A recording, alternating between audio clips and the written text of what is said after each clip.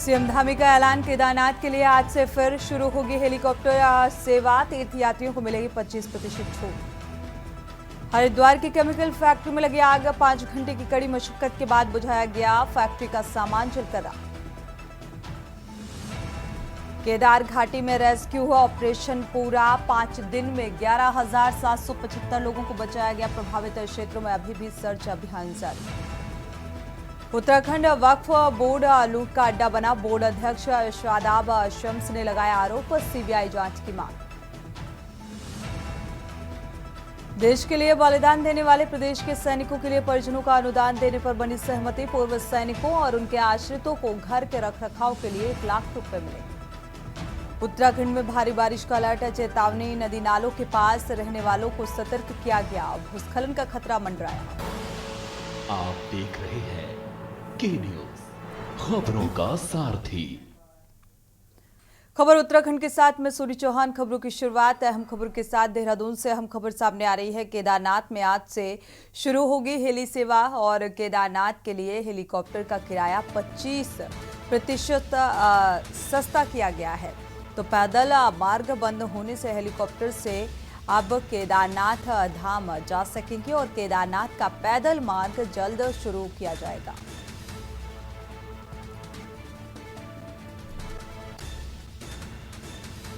Heli सेवा की शुरुआत की गई है और जल्द ही पैदल मार्ग जो है वो भी सुचारू करने की तैयारी।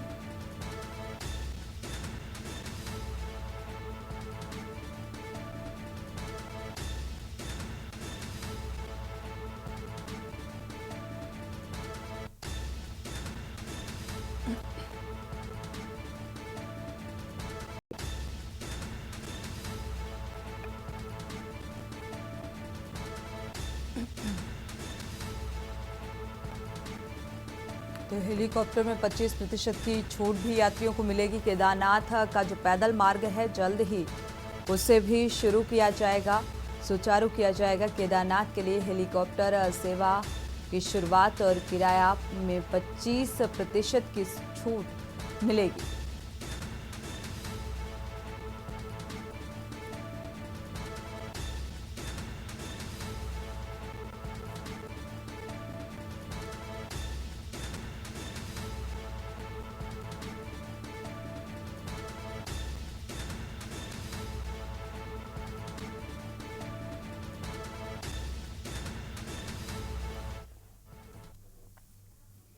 देहरादून से आपको खबर बता दें। देहरादून से खबर 5 जिलों में भारी बारिश का अलर्ट जारी किया गया है। मौसम विभाग ने भारी अलर्ट जारी किया। देहरादून, पिथौरागढ़, नैनीताल के लिए ये अलर्ट जारी किया गया। चंपावत जिले में भारी बारिश की संभावनाएं हैं। यात्रियों के लिए सावधानी बरतने की अपील।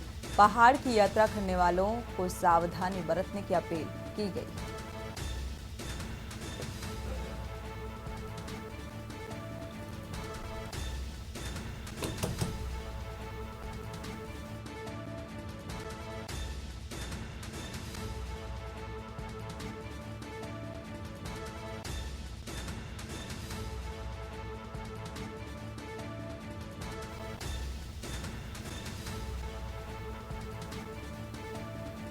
तो सावधानी बरतने की अपील की गई है। यात्रियों से पहाड़ की यात्रा करने वाले सावधानी बरतें क्योंकि भूस्खलन का खतरा अब तेज होता हुआ नजर आ रहा है और इसी को लेकर ये भारी बारिश का अलर्ट जारी किया गया है। पिथौरागढ़ है या नैनीताल है, चंपावत है और यहाँ देहरादून है, तो इनमें तो हैवी रखी गई है। जहाँ तक बागेश्वर की बात है तो उसमें कल भी संभावना है कि हैवी से वेरी हैवी तक मिलेगी। तो इस तरह की स्थिति ये बनी हुई है और जो हल्की से मध्यम बारिश है वो तो ज़्यादातर जगहों में दिख ही रही है आज और कल को जाए। जब आप उससे आगे जा रहे हैं 8 या 9 तारीख में तो थोड़ी एक्टिविटी कम हो रही है और लाइट से मॉडरेट रेन आप कह सकते हैं कि अनेक जगहों तक में वो मिलेंगी, लेकिन हाँ हैवी रेन की संभावना कम है। एक आध स्टेशन कोई मिल सकता है, अदरवाइज हैवी रेंज की इतनी संभावना नहीं दिख रही है। साथ में आप देखेंगे कि जो आज और कल अगर मैं बात करूं, जो इंटेंस या वेरी इंटेंस स्पेल है कि विद इन आवर जो है 4 सेंटीमीटर, 3 सेंटीमीटर, 5 सेंटीमीटर तक की रेंज जो है, जो खासकर जिनमें वेरी हैवी तक दी गई रेंज जो है, तो वहाँ पर संभावना कि इस तरह की स्पेल्स भी मिलेगी कि शॉर्ट ड्यूरेशन में काफ़ी 4-5 सेंटीमीटर तक की रेंज जो है। तो कहीं ना कहीं अभी जो स्थिति है आप देख रहे हैं कि जो ज़्यादातर हमारे डिस्ट्रिक्ट से उसमें सामान्य के आसपास वर्षा है, सामान्य से ज़्यादा भी है कहीं पर जो है, और उसकी वजह से लगातार बारिश की वजह से जो सॉयल की जो है या मिट्टी की जो जो वाटर होल्डिंग कैपेसिटी वो ख़त्म हो चुकी है। और अब जब भी थोड़ी ज़्यादा बारिश होगी, चाहे वो हैवी रेंस है, वेरी हैवी रेंस है, या जो है इंटेंस स्पेल भी कहीं मिल रही है, तो छोटी मोटी दिक्कतें वो जरूर करेगा, चाहे वो फ्लैश फ्लड टाइप की चीज़ें हैं या लैंडस्लाइड है। तो हिल्स में ये चीज़ें आपको बिल्कुल देखने को मिलेगी। बढ़ते आगे, कपकोट से बीते 3 वर्षों से चल रही कांवड़ यात्रा कपकोट से रवाना हुई है और यहाँ सबसे पहले यात्रियों से पहले काशिल देव मंदिर, भगवती मंदिर, मां बाराही शिव मंदिर में पूजा अर्चना की और विधायक सुरेश गड़िया और जिला पंचायत बसंती देव ने सरयू नदी में पूजा अर्चना की और फिर शिवलिंग में जलाभिषेक किया। कांवड़ यात्री गिरीश जोशी ने बताया कि यात्रा 5 दिन की होगी और आज ये यात्रा रुद्रप्रयाग पहुंचकर विश्राम करेगी और अगले दिन रुद्रप्रयाग से देवप्रयाग, कर्णप्रयाग, श्रीनगर होते हुए धारी देवी पहुंचेगी। और गिरीश जोशी ने यह भी बताया कि सोमवार को हरिद्वार से जल लाकर यहां शिव मंदिर शिवालय में शिव पूजा कर शिव जी को जल अर्पित किया जाएगा और भंडारा भी किया जाएगा।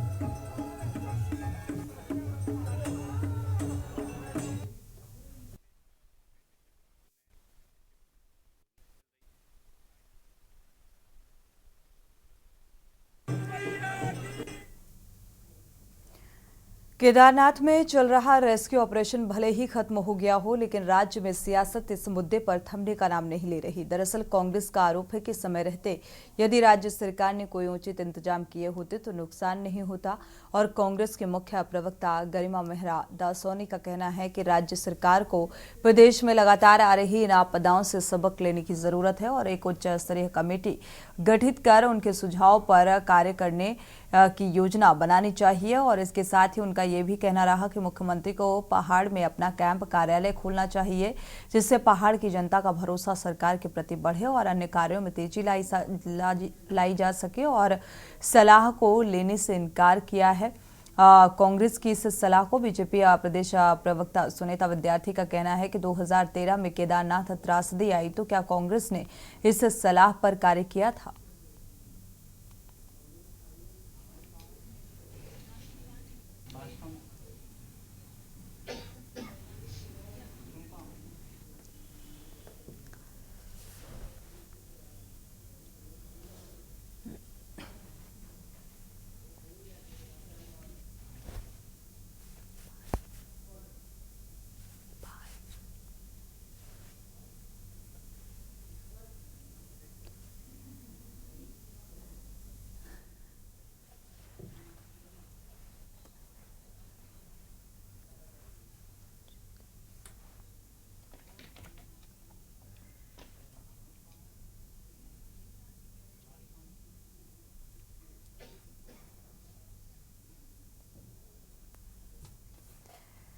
नैनीताल के टिफिन टॉप के नाम से जाने वाली पहाड़ी में देर रात हुए भूस्खलन से पहाड़ी के टॉप में बनी दोरथी सीट के नाम से पहचाने जाने वाले समुद्र तल से करीब 2290 मीटर ऊंची पहाड़ी में बना पर्यटक स्थल भरभरा कर गिर गया।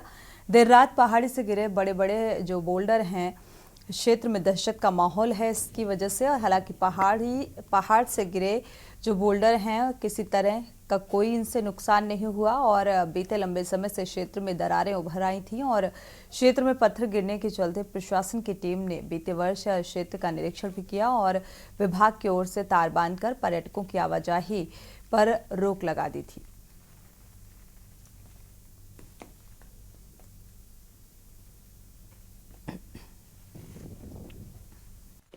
देखिए, टॉप में कल रात लगभग 11:10 पर उसका एक पोर्शन जो कि पहले से काफ़ी दरारें थी, अचानक रात को दरख्त के नीचे गिर गया था। हालांकि वहाँ पर नीचे कोई बस्ती भी नहीं है, कोई मकान भी नहीं था, इसलिए किसी प्रकार का कोई खतरा भी नहीं था। जैसे ही हमको सूचना मिली, हमारी टीम से जिला आपदा प्रबंधन अधिकारी, एडीएम साहब, तहसीलदार, राजस्व उप निरीक्षक, फॉरेस्ट डिपार्टमेंट से और एसडीआरएफ सारी टीम हमारे मौके पर रवाना हो गई थी। मौके पर रवाना होने के बाद हमने पूरा निरीक्षण किया, रात्रि को निरीक्षण किया था। और जो वहाँ पर जो लोग दुकानें वगैरह हैं उनको भी बताया गया कि आप लोग सतर्क रहेंगे, यहाँ से छोड़ देंगे। और इसका एक बार हम लोग भूगर्भीय परीक्षण कराएंगे इसका, और परीक्षण कराने के उपरांत इसमें क्या ट्रीटमेंट हो सकता है ताकि आगे उसमें नुकसान ना हो, आगे नीचे न गिरे, उसके लिए कार्ययोजना तैयार की जाएगी। रात 11 बजे के आसपास हल्की सी एक आवाज़ आई, ज़मीन थोड़ी सी कांपी और बाद में हम समझ गए थे कि ये थोड़ा ऊपर कहीं गिरने वाला है। हमने जाकर के ऐसे कोहरे में तो दिखा नहीं, लेकिन ये लगा कि वो गिर गया है, इतना ही हमको पता चला। कितना खतरा बना हुआ?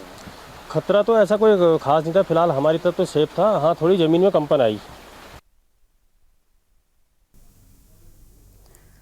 देहरादून का रुख करते हैं। देहरादून में खेल और युवा कल्याण मंत्री रेखा आर्या ने प्रदेश में होने वाले 38वें राष्ट्रीय खेलों को लेकर विभागीय अधिकारियों के साथ बैठक की और यमुना कॉलोनी के अपने आवास में बैठक के दौरान रेखा आर्या ने कहा कि राष्ट्रीय खेलों का आयोजन अक्टूबर-नवंबर के बीच होगा और अधिकारियों को इसके लिए समयबद्ध तैयारी करने के निर्देश दिए गए। खेल मंत्री ने गर्ल्स स्पोर्ट्स कॉलेज लोहाघाट की तैयारियों और स्पोर्ट्स यूनिवर्सिटी एक्ट बनाने के संदर्भ में भी निर्देशित किया और कहा कि एक्ट का प्रस्ताव जल्द कैबिनेट में रखा जाए, इसके बाद इससे संबंधित विधेयक विधानसभा के पटल पर रखा जाएगा।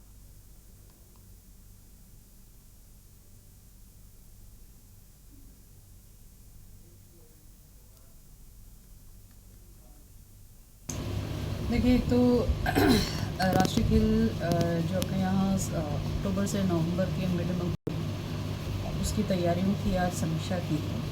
इसके साथ साथ में आज 29 अगस्त को हमारे राष्ट्रीय खेल दिवस है, उसकी तैयारियों के संदर्भ में भी विभाग को निर्देश दिए हैं। इसके अतिरिक्त हमारा गर्ल्स स्पोर्ट्स कॉलेज जो लोहाघाट में बनना है, उसकी तैयारियों के परिप्रेक्ष्य में भी समीक्षा की गई है। इसके अतिरिक्त हमारा स्पोर्ट्स यूनिवर्सिटी एक्ट बनना है, उसको हमने जैसे माननीय मुख्यमंत्री जी का निर्देश था कि पहले ही कैबिनेट में आ जाए और विधानसभा सत्र में ये टेबल हो जाए, इसके निर्देश थे। तो उसमें आखिरकार कितनी प्रगति हुई है, इन सब की समीक्षा की गई है। और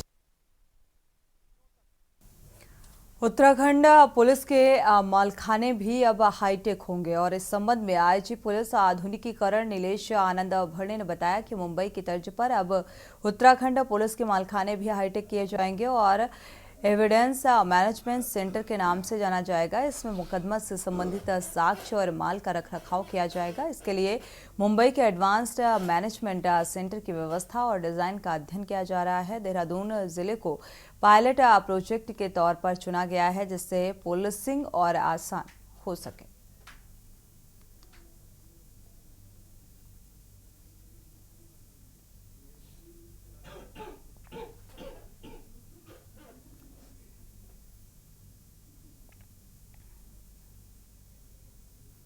बाहर इसके लिए जो अभी नए कानून के तहत जो निर्देश आए हैं, उसमें हमको जो है जो भी हमारा माल हम लोग जो क्राइम सीन पे जाने के बाद जो भी पुलिस को कार्रवाई करनी है वो सारी ऑनलाइन होनी है। वहाँ पर मौके पे सारा जो भी होना है वो सारा डिजिटली होगा और वहीं पे सारा सील पैक होके जो है वो जो चेन ऑफ कस्टडी होती है वो भी डिजिटल रखी जाएगी।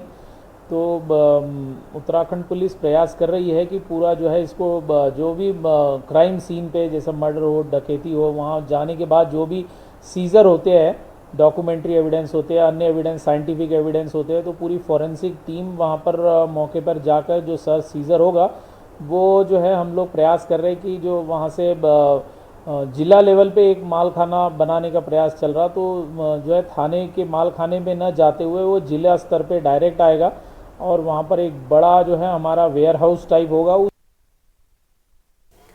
उत्तराखंड के पहाड़ी क्षेत्रों में पार्किंग की समस्या से निजात पाने को लेकर एक प्रयोग किया जा रहा है, जिसमें इस क्षेत्र में टनल पार्किंग की व्यवस्था की जा सके और इसको लेकर डॉक्टर प्रेमचंद्र अग्रवाल ने कहा है कि टनल पार्किंग के लिए भी स्थलीय निरीक्षण होगा और सर्वे भी किया जा रहा है, जिसमें उत्तरकाशी के गंगोत्री यमुनोत्री में इसका प्रयास किया जा रहा है। साथ ही ये भी कहा कि क्योंकि पार्किंग का अधिक स्पेस ना होने के चलते हम इस पर कार्य कर रहे हैं और विशेषज्ञों की सर्वे रिपोर्ट के बाद इसका फाइनल डीपीआर तैयार किया जाएगा। इसके बाद इसमें कार्य शुरू किया जाएगा।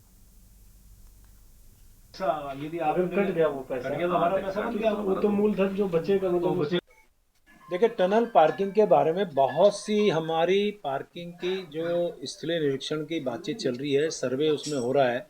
हमने जैसे अभी उत्तरकाशी में आप गंगोत्री यमुनोत्री की बात करें तो वहाँ पे भी हमने उसके लिए प्रयास किया है, क्योंकि आप जानते हो ओपन स्पेस में बहुत ज़्यादा हमारे पास जगह नहीं है, तो पार्किंग की समस्या हर बार आती है। तो इसी को लेके उत्तराखंड में पहली बार टनल पार्किंग के बारे में हम लोग विचार कर रहे हैं। सर्वेक्षण होने के बाद जो हमारे विशेषज्ञ लोग हैं उनकी रिपोर्ट के बाद फिर हम टनल पार्किंग की डीपीआर बनाएंगे और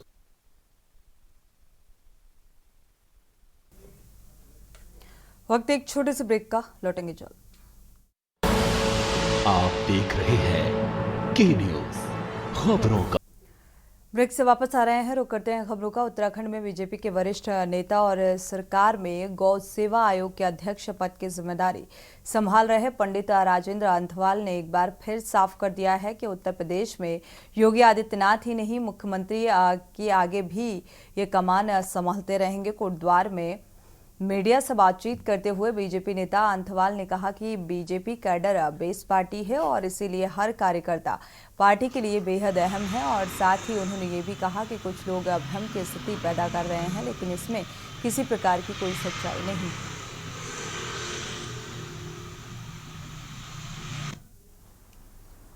तो लेकिन योगी जी कहीं बदलने वाले नहीं है। भारतीय जनता पार्टी की सरकार बहुत मजबूती से चलेगी, इसलिए जो लोग नैरेटिव चला रहे हैं गलत, उनको समझना चाहिए कि Bharatiya Janata party cadre base party है और उसका कार्यकर्ता अपने पार्टी के लिए समर्पित है।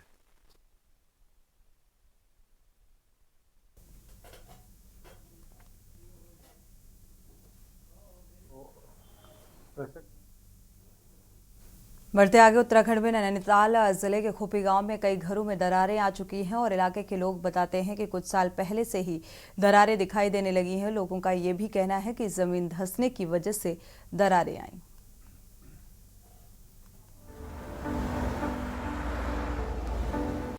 उत्तराखंड में नैनीताल जिले के खोपी गांव में कई घरों में दरारें आ गई हैं। इलाके के लोग बताते हैं कि कुछ साल पहले से ही दरारें दिखाई देने लगी हैं। लोगों का कहना है कि जमीन धंसने की वजह से दरारें आई हैं। जैसे ये पाइन से वाला नाला जो है, पाइन से नाला जो आता है, ये नीचे से कटान करता है। हमारे बिल्कुल नीचे से बने ना, गांव के नीचे से वो कटान करता है तो बहा के ले जाता है। सब जितना भी कटान हुआ बहा के ले जाए तो ये बैठती है जमीन बैठती है। ऊपर से हाईवे है ये, एक तो नीचे से नाला होगा, दूसरा वो हाईवे हो गया। हाईवे वही लोड पड़ता है, गाड़ियों का भी लोड ठहरा। तो समस्या ये है कि बिल्कुल हर साल बैठते जाता मकाने टूट रहे हैं सब कुछ।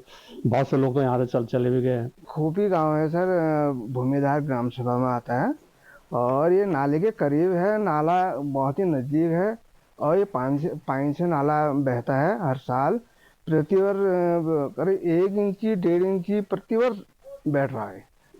हाँ, और इस बार जो है काफ़ी दरारें आ चुकी हैं। रात को रहना दुर्भर हो रहा है। रात भर हम लाइट जला के, जिस दिन लाइट नहीं होती है, मोमबत्तियां दिया जला करके बैठे रहते हैं। गांव के लोगों का कहना है कि इस साल तेज बारिश की वजह से दरारें पहले से ज्यादा चौड़ी हो गई हैं, जिसकी वजह से उन्हें डर सता रहा है। अभी मतलब कुछ समय पहले जो बरसात हुई थी उसमें मतलब दरारें काफी ज्यादा और चौड़ी हो गई हैं, जिससे काफी ज्यादा मतलब गांव को खतरा बना हुआ है। यहाँ पर कृषि करने वाले और पशुपालन वाले काफ़ी ज़्यादा हैं, जो अब ना ही अपने जानवरों को छोड़ के जा सकते हैं और ना ही कृषि को कर सकते हैं। डर बना है, दरारें आ गई घर में, ऐसी परेशानियां हो रही। मजदूरी करते हैं, रात को भी रहना हो गया, परेशानी हो गई। इधर को तो ज़्यादा ही दरारें आ गई। हर साल दरारें ऐसी आ रही, इस बार ज़्यादा ही आ रही और हमको डर भी लग रही है, कैसे रहें क्या रहें करके। और दरारें देख ही रहे हो, अंदर से आर पार दिख रहा है। ये खोपी गांव की परेशानी से सूबे के मुख्यमंत्री अच्छी तरह वाकिफ हैं। सीएम पुष्कर सिंह धामी का कहना है कि राज्य का आपदा प्रबंधन विभाग इस मुद्दे पर विचार करेगा और इससे निपटने के लिए जरूरी सुझाव देगा। देखिए, जहाँ पर भी इस प्रकार की बातें हैं, हमारा आपदा प्रबंधन विभाग उसकी पूरी तरह से जांच करवाएंगे और आकलन करेंगे कि आखिर किस कारण से ऐसा हुआ। वहीं हालात को देखते हुए इलाके के लोगों ने सरकार से तुरंत कार्रवाई करने को कहा है ताकि किसी बड़े नुकसान से बचा जा सके।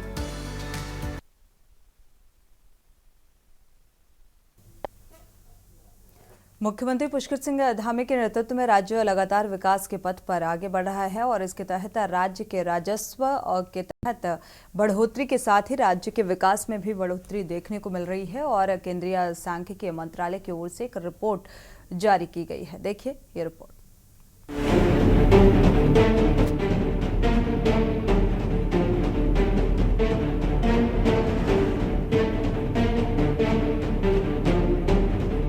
विकास की राह पर मजबूती के साथ आगे बढ़ रहे उत्तराखंड की अर्थव्यवस्था का आकार पिछले 24 साल में 24 गुना तक बढ़ गया है। प्रति व्यक्ति आय में भी इस अवधि में 17 गुना तक की बढ़ोतरी हुई है। केंद्रीय सांख्यिकी मंत्रालय की ओर से जारी की गई रिपोर्ट में इसका दावा किया गया है। रिपोर्ट के मुताबिक उत्तराखंड राज्य के गठन के समय अर्थव्यवस्था का आकार 14,501 करोड़ रुपए का था, लेकिन आज साल 2023 से 24 में ये बढ़कर 3,46,000 करोड़ तक पहुंच चुका है। ये करीब 24 गुना ज्यादा है। इसी तरह राज्य गठन के वक्त राज्य की प्रति व्यक्ति आय जो कि 15,285 रुपए ही, जो अब साल 2023 से 24 में 17 गुना बढ़कर 2,60,000 रुपए हो चुकी है। अर्थव्यवस्था बढ़ी है, ये तो अच्छी बात है। हमारे यहाँ जिस प्रकार से वित्तीय अनुशासन या जिस प्रकार से हम लोग छोटे राज्य होने के बाद हम आत्मनिर्भरता की तरफ बढ़ रहे हैं, हम अपना काम कर रहे हैं और ठीक से काम कर रहे हैं। जो हमारे वित्तीय प्रबंधन है ये उसको श्रेय जाता है। मैं अपने अधिकारियों का धन्यवाद कर रहा हूँ और उम्मीद भी कर रहा हूँ कि एक जो सिलसिला जारी रहना चाहिए, क्योंकि आप ये भी जानते हैं कि हमारे यहाँ राजस्व बहुत ज़्यादा, उनके सोर्सेज बहुत कम है। उसके बावजूद यदि हमारी अर्थव्यवस्था ठीक दिशा में चल रही है तो मैं उसके लिए जनता को ही बधाई दे रहा हूँ। माननीय मुख्यमंत्री जी को बहुत बहुत अभिनंदन के साथ उनको बधाई दे रहा हूँ। देखिए, यदि आमदनी बढ़ी है या आर्थिकी बढ़ी है प्रदेश की, तो निश्चित रूप से वो एक आदमी का काम नहीं होता। जितनी पूर्ववर्ती सरकारें रही हैं तिनका भर योगदान किया है, घड़ा भरा है बूंद बूंद से, इसी वजह से ये वृद्धि हुई है। और यदि वृद्धि को आंकना ही है तो एक दो मैदानी इलाकों से नहीं, कोई भी विकास जो है वो वर्टिकली नहीं उसका आकलन होता है, हॉरिजॉन्टली आकलन होता है। और अगर हम देखें तो एक दो मैदानी इलाके देहरादून, हरिद्वार, हल्द्वानी, उधम सिंह नगर को यदि छोड़ दिया जाए तो बाकी जो हमारे पर्वतीय अंचल हैं वहां तो बहुत ही बुरा हाल है। यदि इतना सब कुछ चाक चौबंद होता और राम राज्य प्रदेश में आ गया होता तो फिर पलायन इस कदर नहीं बढ़ रहा होता। और पर्वतीय जनपदों में जो मूलभूत सुविधाएं हैं उनका जो अकाल पड़ा हुआ है उस वजह से पलायन हो रहा है। अच्छी स्वास्थ्य सुविधा, अच्छी शिक्षा सुविधाओं के अभाव में, रोजगार के अभाव में दिनों दिन लोग पलायन कर रहे हैं, जो कि एक बहुत चिंताजनक स्थिति है। और ऐसे में मैं कहना चाहूंगी कि ये तो आंकड़ों की बाजीगरी है। असल में उत्तराखंड वासियों से पूछिए ना कितनी तरक्की की है। वहीं एक ओर जहां राज्य की अर्थव्यवस्था के आकार में बढ़ोतरी हुई है तो दूसरी ओर राज्य सरकार के ताजा आंकड़ों के मुताबिक राज्य के राजस्व में भी शानदार बढ़ोतरी देखने को मिली है। सरकारी आंकड़ों के मुताबिक उत्तराखंड में मौजूदा वित्तीय वर्ष के मात्र 4 महीनों में ही ये बढ़ोतरी देखने को मिली है। राजस्व बढ़ोतरी में सबसे ज्यादा योगदान खनन क्षेत्र का है। बता दें कि चालू वित्तीय वर्ष 2024 से 25 जिसमें अप्रैल में जुलाई महीने में 333.17 करोड़ राजस्व की प्राप्ति की गई, तो वहीं पिछले साल यानी कि 2023 से 24 के पहले 4 महीने में राजस्व से कुल 133.31 करोड़ रुपए की प्राप्ति हुई थी। और इसी लिहाज से देखें तो वित्तीय वर्ष 2024 से 25 में पिछले साल की तुलना में लगभग 67% अधिक है। वहीं कांग्रेस का कहना है कि राज्य का समग्र विकास नहीं हो रहा है, पहाड़ और मैदान में काफी अंतर दिखाई दे रहा है। देखिए, इसमें मैं आप लोगों को ये कहना चाहूँगा कि खनन से जो आज रॉयल्टी हुई है पिछले 4 महीने से हम देख रहे हैं 333 करोड़ रुपया गवर्नमेंट ने जनरेट किया है 4 जिलों में। एक्चुअली क्या है कि माननीय पुष्कर सिंह धामी जो हमारे मुख्यमंत्री जी हैं, इनके जो विजन है बड़ा क्लियर है। इन्होंने देखा कि इसी के साथ बुलेटिन में इतना ही। आगे खबरों के लिए आप देखते रहिए के न्यूज़ इंडिया। आप देख रहे हैं के न्यूज, खबरों का सारथी।